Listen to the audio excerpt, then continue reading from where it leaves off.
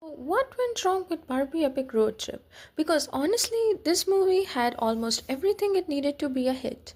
Barbie, an interactive story, multiple choices, and even some surprisingly crazy moments.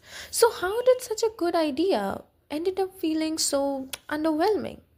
And that's exactly why this should have been a hit. Okay, spoiler alert before we continue. Ken and Barbie actually kiss in this movie. Yes, you heard that right. But honestly, that isn't even the craziest part. The real reason this movie had so much potential was the concept itself. It wasn't just another Barbie movie where you could sit back and watch the story happen. You were actually the part of it. Because wait, Barbie actually let us control the story. That idea was so cool. You get choices throughout the movie, and those choices change what happens next. And for a Barbie movie, that could have been such a fun way to make the audience feel involved instead of just watching everything happen. Imagine being able to decide what Barbie does and actually seeing the consequences of your own choices. You could replay the movie and make completely different decisions each time. For a franchise like Barbie, this is such a clever idea to make the audience feel connected to the story. And that's exactly why I think that idea was genius. Interactive storytelling could have made this movie stand out completely. It gave Barbie something different from the usual formula, and it had the potential to make people replay the movie just to see what they could get differently next time. So then, what actually went wrong? Because the concept clearly wasn't the problem. The problem was the execution. The movie was genuinely an interesting idea, but it didn't always push that idea as far as it could have gone.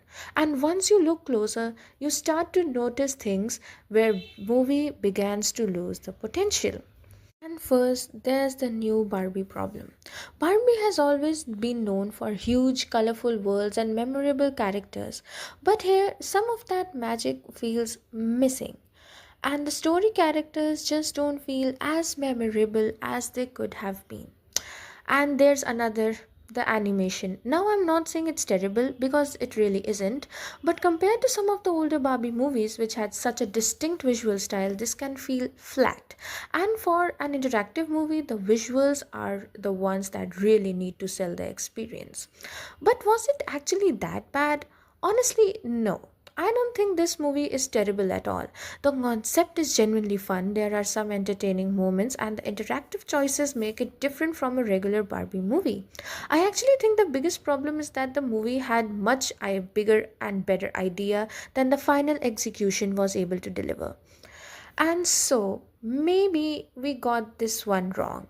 Maybe the problem was never Barbie Epic Road Trip itself, but the fact that the idea was so good, it made us expect more from it. Because if they had pushed the choices further, given the characters more depth, and made the animation feel more polished, this could have been one of the most interesting Barbie movies to actually revisit. So, actually, to be honest, in my point of view, Barbie Epic Road Trip was actually really underrated. Let me know what you guys think about it, and don't forget to like and subscribe, and I'll see you in the next one.